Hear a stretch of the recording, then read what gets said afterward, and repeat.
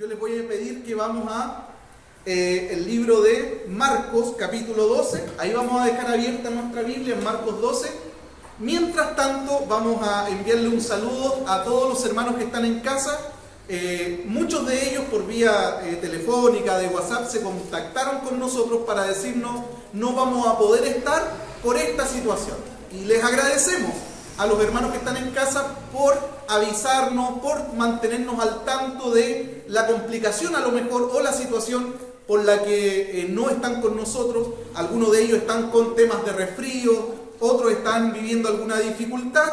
Y queremos decirles, antes de comenzar la palabra, que se fortalezcan en el Señor hoy día y que al final del culto vamos a estar orando también por ustedes. Así que muchas gracias por considerarnos con ese WhatsApp, con esa llamada, y también reciban toda la fortaleza del Señor que puedan recibir en este momento también. Así que sabemos que van a escuchar la predicación en diferido en alguna hoy día, pero también van a poder disfrutar de lo mismo que estamos y vamos a disfrutar nosotros acá. Así que ese mensaje es para los hermanos que están ahí detrás de la camarita. Ahora vamos a lo nuestro, Marcos capítulo 12. Marcos capítulo 12.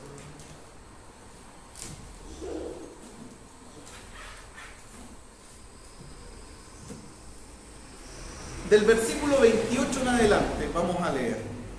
Marcos 12, del 28 en adelante. Dice: acercándose uno de los escribas, que los había oído disputar, hace un ratito Jesús, en los versículos anteriores, le estaba contestando a los saduceos. Entonces, acercándose uno de los escribas que los había oído disputar y sabía que les había respondido bien, le preguntó: ¿cuál es el primer mandamiento de todos?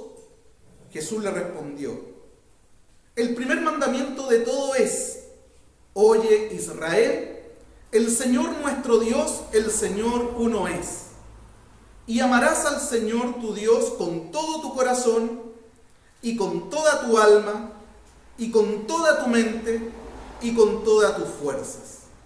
Este es el principal mandamiento. Y el segundo es semejante: amarás a tu prójimo como a ti mismo. No hay otro mandamiento mayor que estos. Entonces el escriba le dijo: bien, maestro, verdad has dicho, que uno es Dios y no hay otro fuera de él, y que el amarle con todo el corazón y todo el entendimiento, con toda el alma y con todas las fuerzas, y amar al prójimo como a uno mismo, es más que todos los holocaustos y sacrificios. Jesús entonces, viendo que había respondido sabiamente, le dijo: no estás lejos del reino de Dios. Y ya ninguno osaba preguntar. Oremos al Señor. Padre, te queremos dar muchas gracias por permitirnos disfrutar de esta primera reunión del año en este templo, Padre. Agradecidos estamos por todos tus favores, por tu misericordia diaria recibida. En esta hora te pedimos con mucha humildad, Señor, que tú nos puedas dar la capacidad y la sabiduría, en primer lugar para poder explicar, y en segundo lugar para poder entender tu palabra, lo que tú quieres hablarnos hoy. Señor, estamos a disposición tuya para que tu Espíritu Santo nos pueda ministrar, nos pueda hablar, nos pueda enseñar, y nosotros, Señor, con nuestro corazón atento, nuestro oído presto, Señor, recibimos tu palabra con humildad.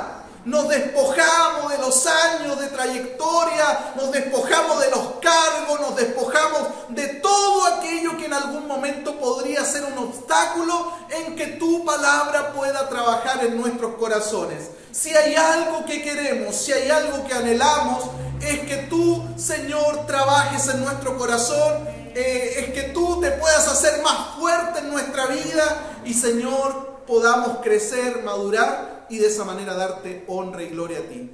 En el nombre de Jesús, amén. Amén. Marcos capítulo 12.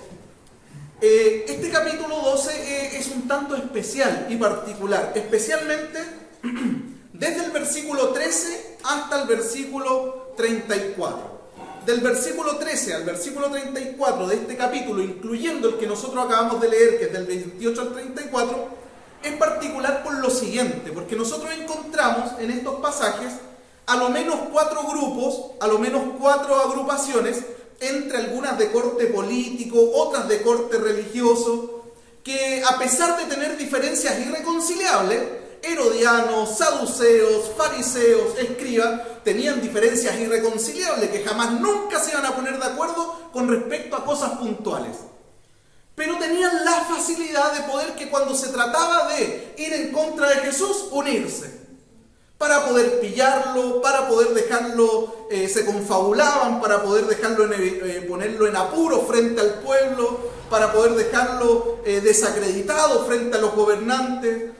Buscaban en alguna medida pillarlo en alguna contradicción, y eso nosotros lo encontramos explícito en el versículo 13 cuando dice que lo que ellos buscaban era que dijera algo Jesús por lo cual poder arrestarle, ¿no?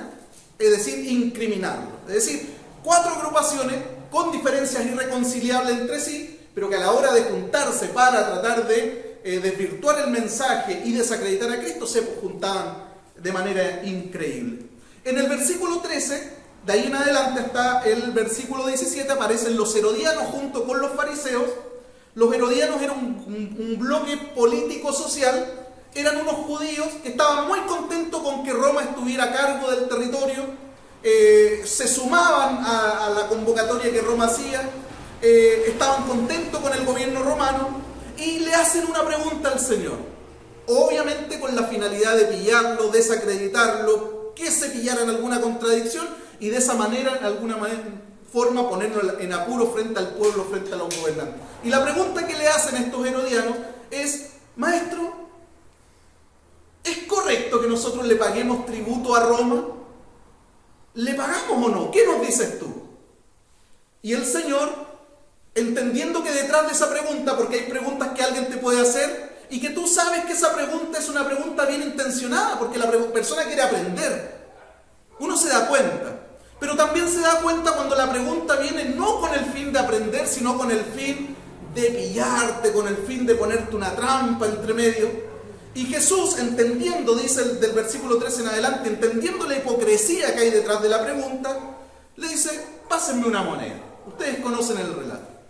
Y cuando mira la moneda dice: ¿de quién es la inscripción? ¿De quién es el grabado que tiene esta moneda? Y le dicen: es de César. Bueno, le dice: denle a César lo que es de César, y denle al Señor lo que es del Señor. Y dejó a los herodianos calladitos. Pero eso no termina ahí, porque después que termina ese relato comienza en el versículo 18 otro grupo, que en este caso es un grupo más de corte religioso, parte del judaísmo, una secta judía llamada los saduceos. Estos no creían en resurrección. Estos decían: después de la muerte no hay nada, no hay resurrección después de la muerte.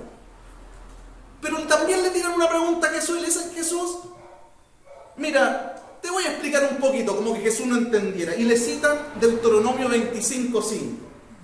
Ellos citándole a Jesús Deuteronomio 25:5 le dicen: mira, la ley de Moisés dice lo siguiente.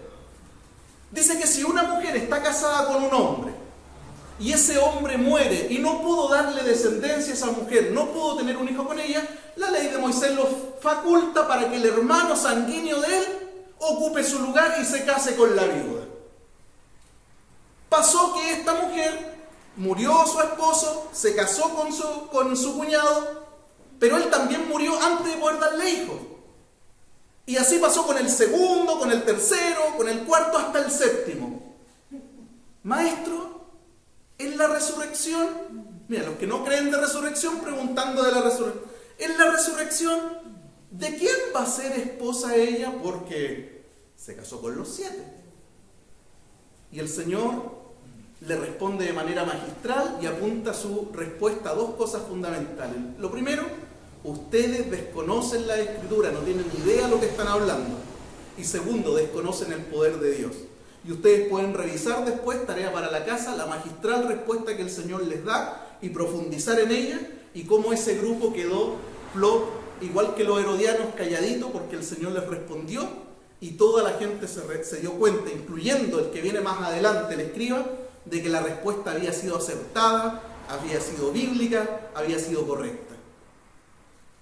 Después de los saduceos viene la pregunta del escriba que nosotros acabamos de leer y donde vamos a centrar nuestro mensaje. El escriba, que los escribas en su mayoría son fariseos, pertenecen al grupo, a la secta judía de los fariseos, y que a diferencia de los saduceos, ellos sí creen en la resurrección después de la muerte. Los escribas eran como los teólogos de nuestra época, hombres estudiosos de la ley. A ellos también se les llamaba intérpretes de la ley. Se pasaban gran parte de su vida los escribas estudiando meticulosamente la Torá, la ley, los 5 primeros libros de la Biblia, lo que nosotros conocemos como Pentateuco, estudiando la ley escrita. A tal punto estudiosos, a tal punto metidos en el tema de la ley, que ellos llegaron a establecer que la ley contenía 613 mandamientos. 613. Y no contentos con eso, los clasificaron entre mandamientos que son hasta cierto punto ordenanzas, 365 que son ordenanzas y que hay que cumplir sí o sí, y otras 248 que tienen que ver con promesas que están asociadas a esas ordenanzas. Estudiosos a morir. Y uno de estos estudiosos, uno de estos escribas, le hace otra pregunta al Señor. Lo primero es que este dijo, bien, contestó bien, dejó callado a los saduceos. Claro, porque él también creía lo mismo. Y le dice, maestro, nosotros nos pasamos largas horas con los escribas estudiando la Escritura, estudiando la ley. Hemos llegado a la conclusión que hay 613 mandamientos, 613 ordenanzas. Y la misma discusión que tenemos nosotros en privado, quiero hacerte la manifiesta a ti. Maestro, ¿cuál es el mandamiento más importante de esos 613 que nosotros estudiamos todos los días? ¿Cuál es el que es soporte para poder construir todo lo que viene? ¿Cuál es el mandamiento que se requiere obedecer para ponerlo como andamiaje de todo lo demás, de los otros 612 que están a continuación? Y el Señor le responde, citando la Escritura. Jesús le responde citando Deuteronomio 6, versículo 4 al 5 específicamente. Los judíos conocían ese versículo como la Shemá, como una especie de credo que todo judío debía conocer, que todo judío debía saber, que todo judío debía recitar en la mañana y en la tarde. Y ese versículo dice lo siguiente, dice, oye Israel, Jehová nuestro Dios, Jehová uno es. Y amarás a Jehová de todo tu corazón y de toda tu alma y con toda tu fuerza. Esa es la respuesta que el Señor le da, en parte, porque hay otro trozo de la respuesta que va unida a ella, a este hombre, al escriba que le había hecho la pregunta. Y hoy día, en esta mañana, en estos minutos que tenemos, nos vamos a centrar en dos cosas importantes, en dos demandas o asuntos que están presentes en este pasaje que yo les acabo de leer. Uno tiene que ver con el amor a Dios y lo segundo tiene que ver con cómo amarlo. Y esas son las dos respuestas que vamos a tratar de dar en la mañana. Uno tiene que ver con amar a Dios y lo segundo que tiene que ver con cómo amar a nuestro Señor.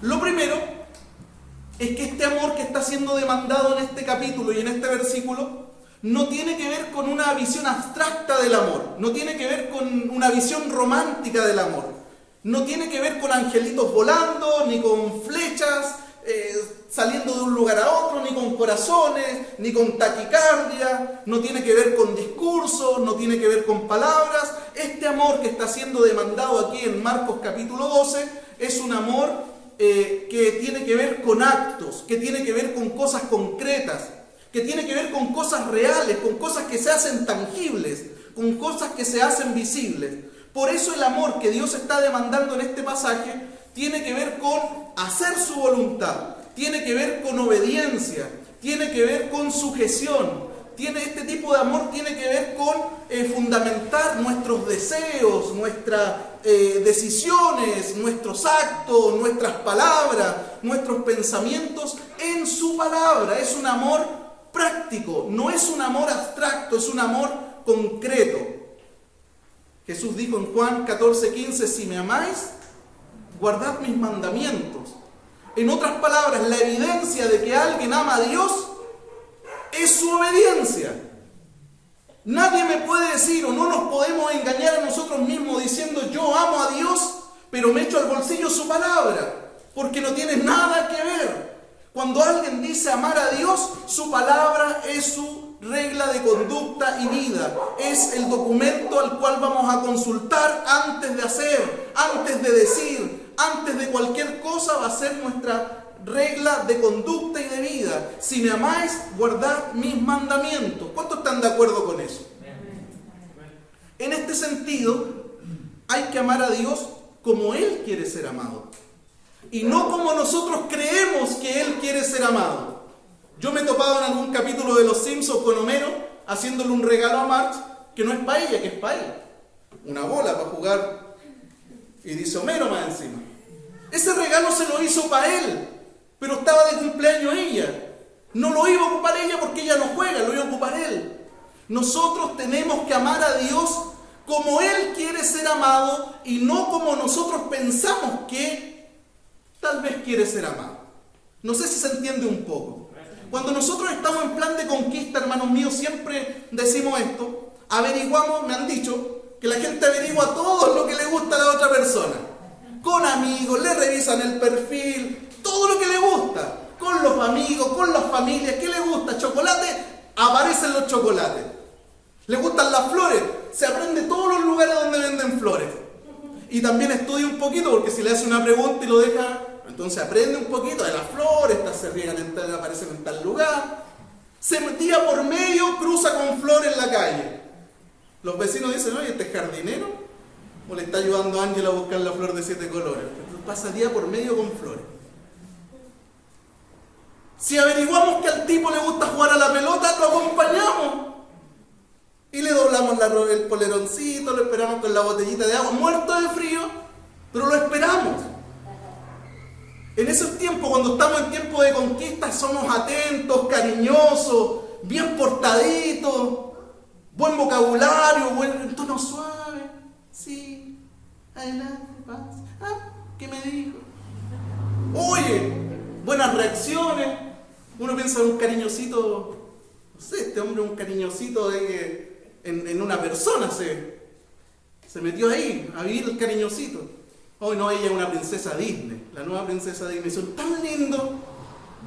Eso es cuando estamos en plan de conquista. Oye, y no tiene que ver esto con que seamos falsos de primera, ni seamos actores de teatro titulados en la Chile. No tiene que ver con eso. Yo me he visto caminando kilómetros. Me vi también en algún momento escribiendo poemas. Hasta el Mapudungún que escribía poemas.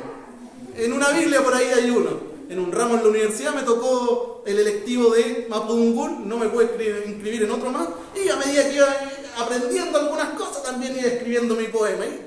Llegué con un poema en Mapudungún. Imagínense cómo quedé. Como el gran Machi. Esas cosas hacemos. ¿Cuántas veces nos vemos al que le gusta jugar a la pelota cuando te dice no voy a ir? Es porque algo le está pasando.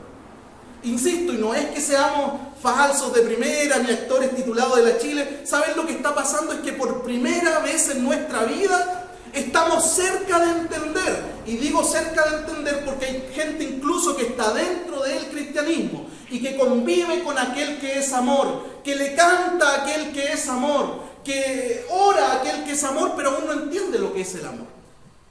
Entonces por primera vez estamos a punto, a un paso de poder entender lo que significa entregarte completamente para otro. Estamos a un paso de entender lo que significa agradar al otro. Estamos a un paso de entender lo que significa renunciar a mis deseos por amor al otro. Estamos a un paso en ese momento, estamos a un paso de entender realmente lo que significa amar a otro, agradar a otro, renunciar a cosas que me gustan por otro, que es el tipo de amor que Dios quiere.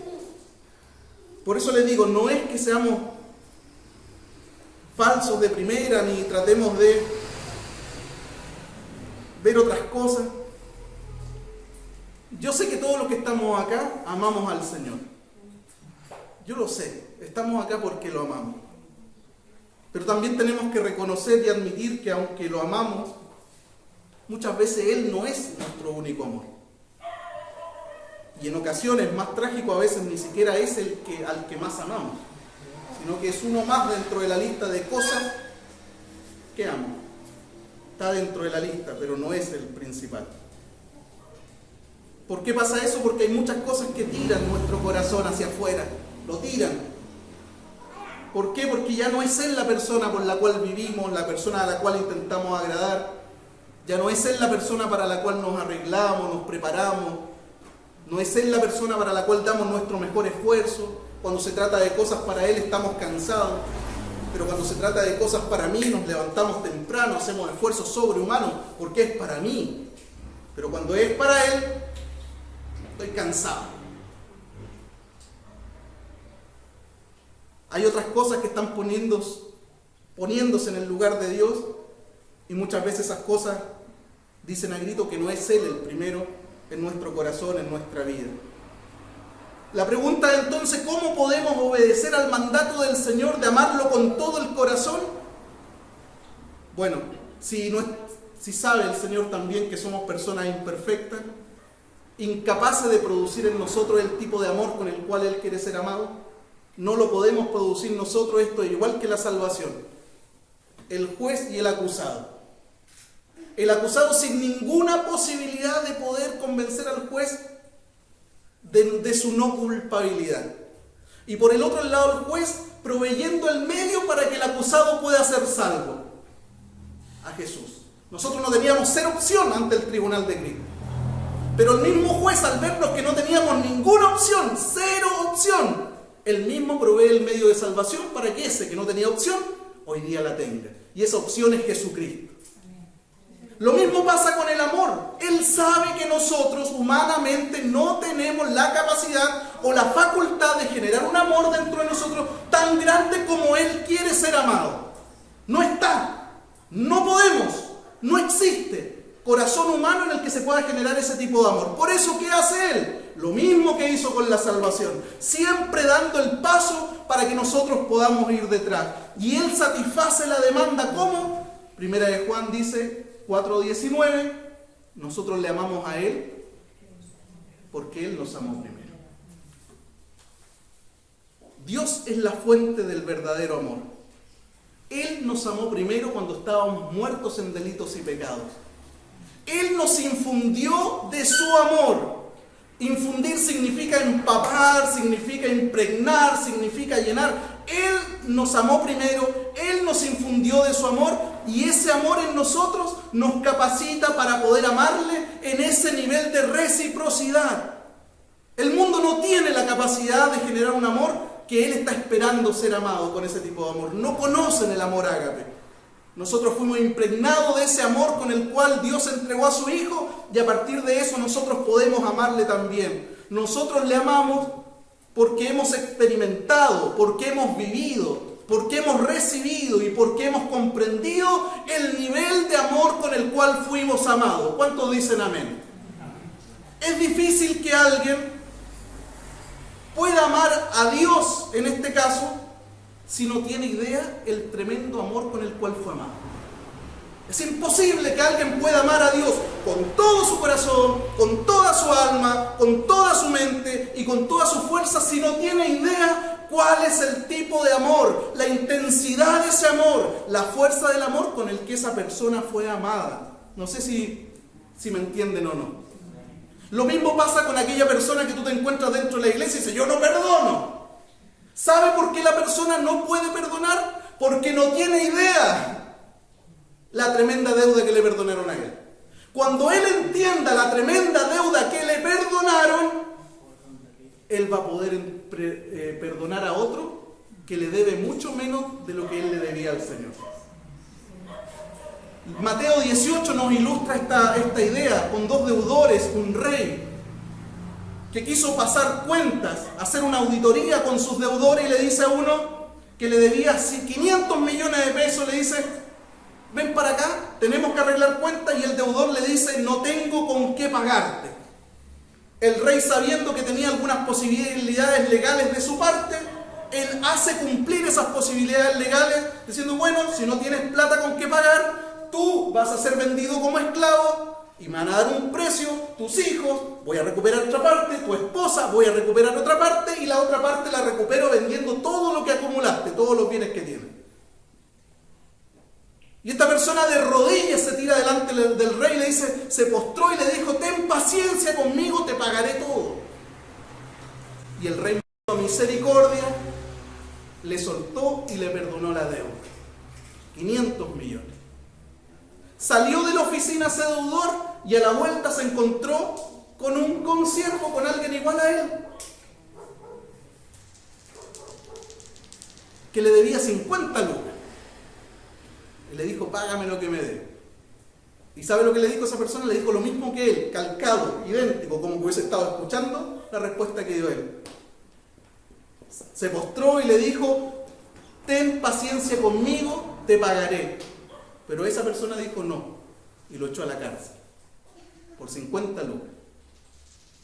El rey supo lo que había pasado, lo mandó a llamar y le dijo, siervo malvado, te perdoné tremenda deuda, y tú no pudiste perdonar una deudita con tu consiervo. Dice el pasaje ahí que el rey se enfureció, dice Mateo 18, el rey se enfureció y lo entregó a los verdugos hasta que pague la deuda completa, los 500 millones. Y remata Mateo diciendo, así hará el Padre Celestial si no perdonan de corazón a sus hermanos. Es muy difícil que alguien pueda perdonar a otro si no ha experimentado el tremendo baño de amor con el que nos perdonaron a nosotros. Es imposible. Cuando alguien no perdona es porque hasta cierto punto no se ha sentido perdonado por el Padre. Nuestra deuda era una deuda millonaria, impagable. Y nosotros de repente no podemos perdonar a alguien que se equivocó. Voluntaria, consciente, inconscientemente, pero es una persona, es un consiervo, es un humano como yo, como tú, por lo tanto propenso a equivocarse. Y cuando me toque equivocarme a mí, espero encontrarme con alguien que haya sido perdonado de verdad para que pueda extender misericordia hacia mi vida también. Lo mismo pasa con el amor. Lo mismo pasa con el amor. Es difícil que alguien pueda amar a Dios si no se ha sentido amado, si no se ha sentido o no ha experimentado este amor en su vida. En Lucas 7:36 hay un relato que nos ilustra esto. Un fariseo llamado Simón invitó a Jesús a comer a su casa. Hay una mujer que supo que Jesús estaba en esa casa. ¿Cómo lo hizo? No tengo idea, pero burló los sistemas de seguridad. Se metió a la casa y entró. Una vez que entró, divisó a Jesús y se fue directo para allá, se postró a los pies de Jesús y no paró de, con sus lágrimas, mojar los pies del Maestro, con sus cabellos, secarlos, con sus labios, besar los pies del Maestro y con el perfume que traía, ungir los pies. Simón vio la escena y en su corazón él pensó, si aludiendo a Jesús, fuera profeta, sabría qué tipo, qué calaña de mujer pecadora, es la que lo está tocando. Jesús, como sabe, entiende y discierne los pensamientos del corazón del ser humano, le dice, Simón, te voy a contar una historia. 2 hombres le debían dinero a un prestamista, le dijo. Uno le debía 500 monedas de plata y otro le debía 50. Como ninguno de los dos tenía cómo pagar, vino el prestamista y los perdonó a los dos. Les perdonó a los dos su deuda. Simón, ¿cuál cree usted o cuál crees tú que amará más? Y Simón le respondió, supongo al que le perdonaron más.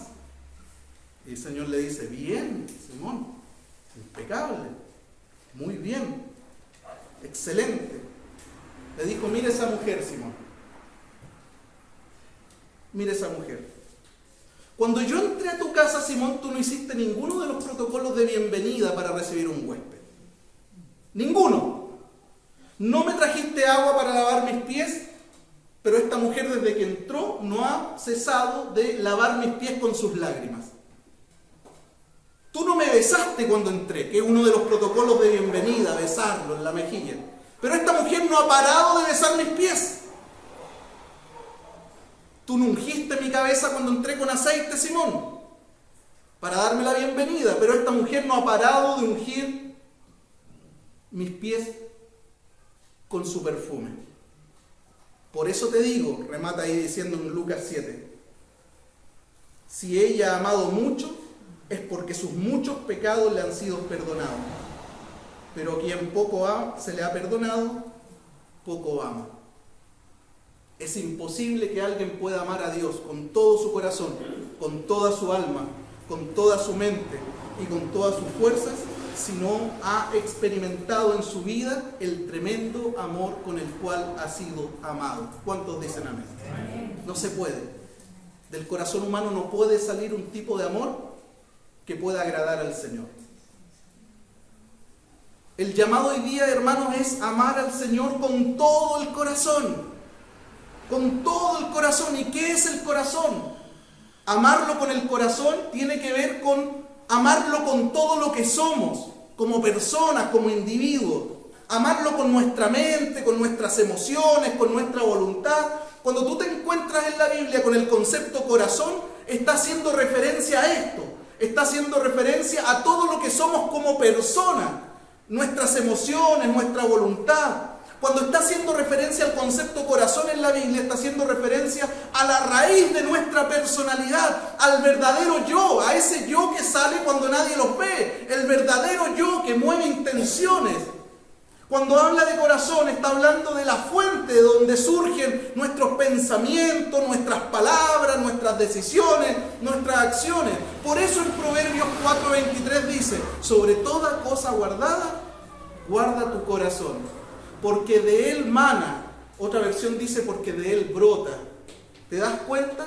El corazón tiene que ver con todo lo que somos como personas, como individuos. El Señor nos está pidiendo que lo amemos con todo el corazón.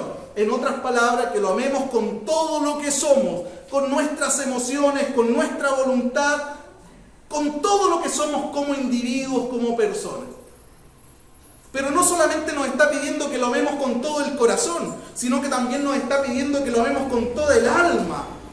Con toda el alma. La idea del alma tiene que ver con la pasión. Que lo amemos con locura, pero no una locura irracional, sino con una locura racional que está fundamentada en el amor que Él me ha dado a mí. Como conozco lo que Él ha hecho por mí, como entiendo y he vivido y he disfrutado lo que ha hecho por mí, ese es el fundamento para ser un apasionado, ese es el fundamento para ser un loco. No tiene que ver con locura irracional, con algo que yo no comprendo, tiene que ver con comprender lo que Él hizo por mí. Por esa razón lo amo con pasión, por esa razón lo amo con una locura incontenible. El alma tiene que ver con eso, con amarlo con pasión. El alma tiene que ver con amarlo con toda clase de afecto que sobrepasa incluso lo demás. ¿Se acuerdan del pasaje, el que ama más a su padre, madre, más que a mí, no puede ser mi discípulo? Está estableciendo un amor con todo el alma, es decir, no hay nada que me iguale. Es decir, el amor por mí sobrepasa cualquier cosa o a cualquier persona. Eso es amar con toda el alma. Dios nos pide, ámenme con todo el corazón, con todo lo que ustedes son como personas, desde lo más profundo. Ámenme con toda el alma, ámenme con pasión, con locura.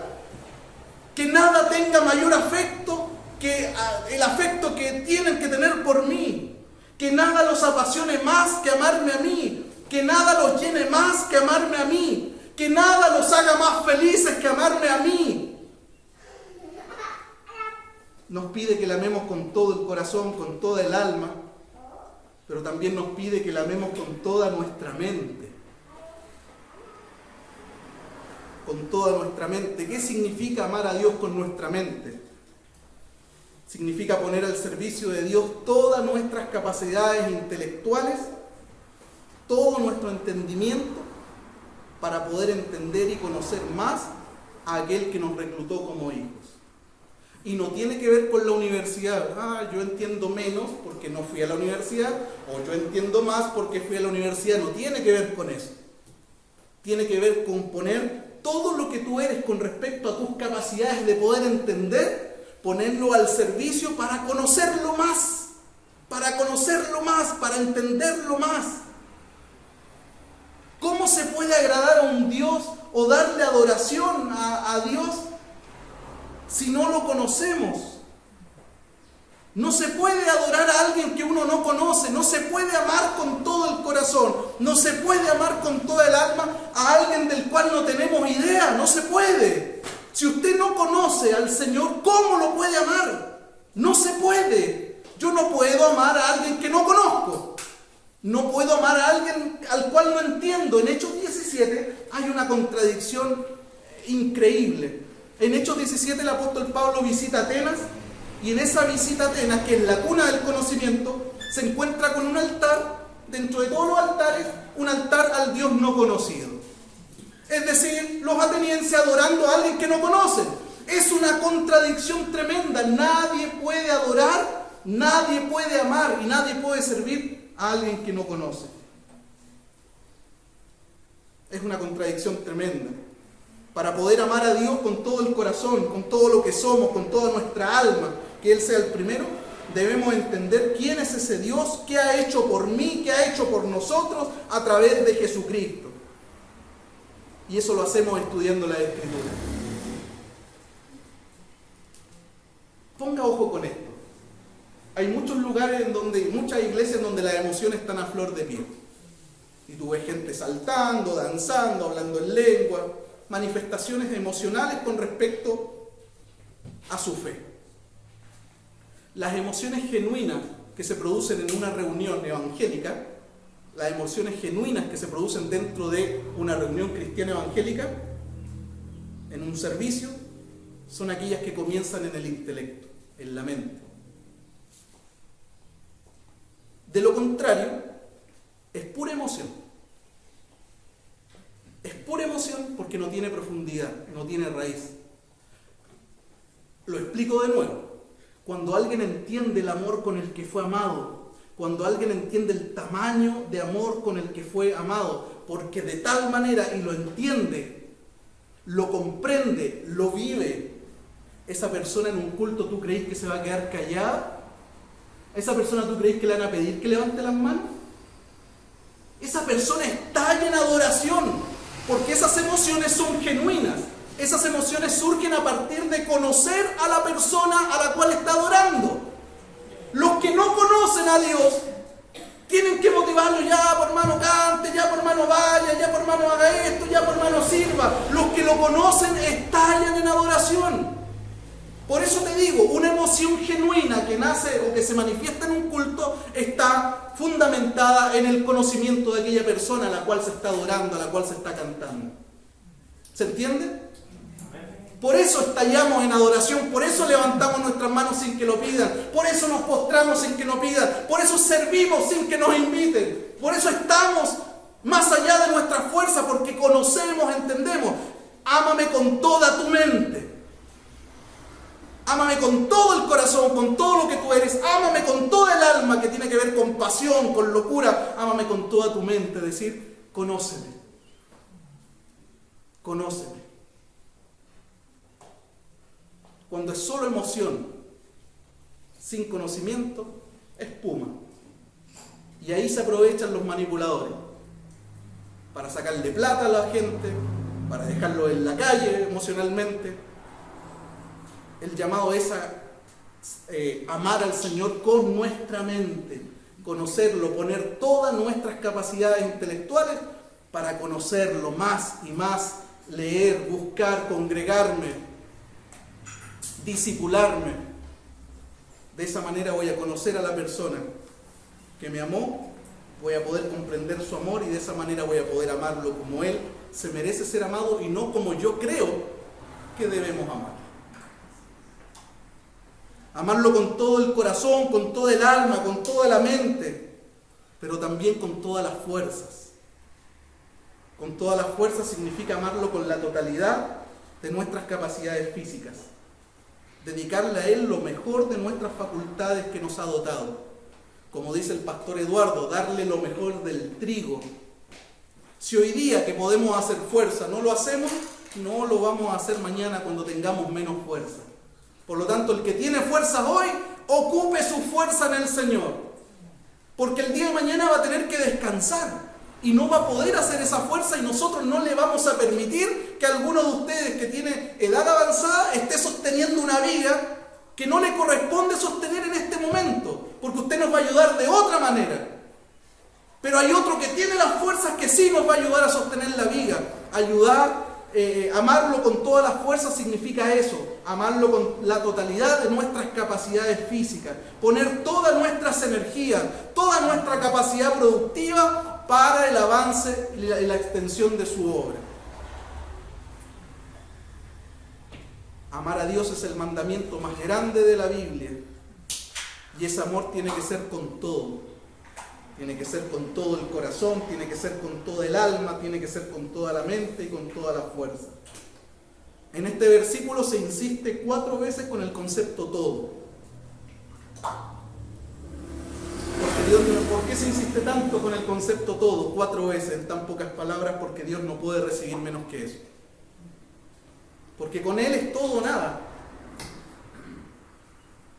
Porque el Señor no es un mendigo carente de amor, que esté diciendo que éramos un poquito, ya te doy el 60% y quédate tranquilo. No, el Señor no te está pidiendo el 60%. Es más, ni siquiera te está pidiendo el 90%. Y es más, ni siquiera te está pidiendo el 99%, ni siquiera nos está pidiendo eso, nos está pidiendo el 100%, nos está pidiendo todo. Todo el corazón, toda el alma, toda la mente, toda la fuerza. No es un mendigo que esté mendigando amor. Él nos pide todo. Rendición total, entrega total, no a medias, no parcial. Todo, rendición total, 4 veces, todo el corazón, toda el alma, toda la mente, toda la fuerza. El escriba le hizo una pregunta a Jesús. ¿Cuál es el primer mandamiento? Y el Señor siempre da más de lo que uno le pide. Y le da 2 respuestas, le dice el primero y el segundo. De los 613, te voy a dar los 2 primeros. Ama al Señor con todo tu corazón, con toda tu alma, con toda tu mente, con toda tu fuerza. Y el segundo es semejante. Amarás a tu prójimo como a ti mismo. No hay otro mandamiento mayor que él. Ama al Señor con todo tu corazón, con toda tu alma, con toda tu mente y con toda tu fuerza. Jesús le citó Deuteronomio 6. ¿Se acuerdan? La Shema. Y en ama a tu prójimo como a ti mismo le citó de Levítico 19. Deuteronomio 6, Levítico 19. En estos 2 pasajes de la ley está el resumen de todo. Mateo 22:40 dice: de estos 2 mandamientos depende toda la ley y los profetas. En otras palabras, los primeros 5 libros de la Biblia, que es la ley, la Torá, el Pentateuco, como queramos llamarle, los 34 libros restantes que dan vida al Antiguo Testamento, más los 27 del Nuevo, es decir, los 66 que hay en total en la Biblia, nos conducen de la mano a 2 cosas fundamentales. Amar a Dios con todo el corazón, con todo el alma, con toda la mente y con todas las fuerzas, y amar a nuestro prójimo como a mí mismo.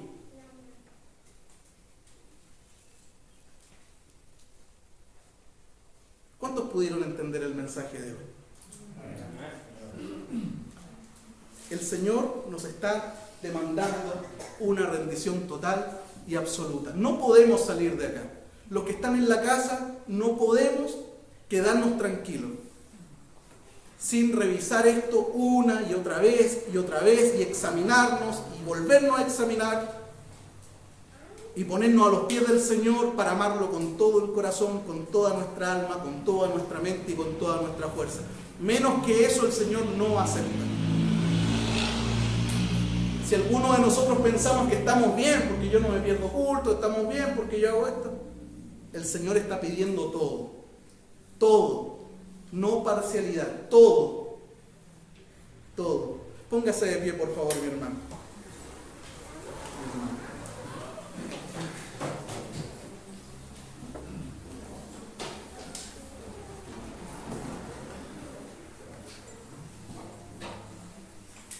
Quiero pedirle que cierre su ojo un instante. Que podamos podamos dejar que el Espíritu Santo en este momento nos ministre a nuestro corazón, a nuestra mente. Oh, Señor. Es imposible amar a alguien que no conocemos. Gloria. Es imposible perdonar si no hemos sentido ese perdón en nuestra vida. Hermano, nosotros deberíamos saltar, correr de alegría, brincar como corderitos en la manada, sabiendo el tremendo perdón con el que fuimos perdonados, la tremenda deuda que nos perdonaron y el tremendo amor con el que hemos sido amados. Una vez que lo entendemos, una vez que lo vivenciamos, una vez que lo recibimos, ¿tú crees que va a ser difícil para alguien amar al Señor con ese tipo de amor con el cual ya fue bañado? ¡Imposible! ¡Imposible! Te adoramos en esta hora, Señor, en el nombre de Jesús. Nuestro corazón se postra, Señor, se postra por completo delante de ti, en gratitud, Señor, por todo lo que tú has hecho a favor de nosotros. Gracias por tu amor, gracias por tu perdón, gracias por tu gracia, tu misericordia, Señor. En esta hora, Padre, hemos recibido tu palabra y como personas hemos decidido a no quedarnos impávidos frente a ella. Reaccionaremos, Señor.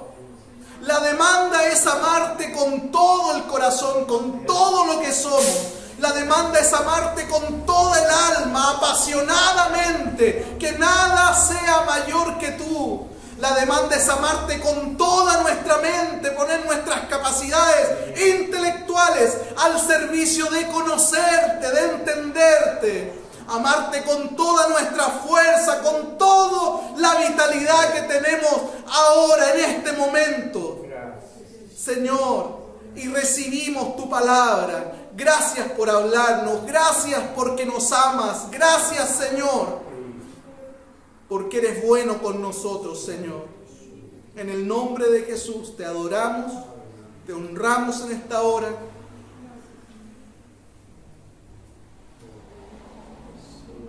Y ponemos todo lo que somos en tus manos, Señor.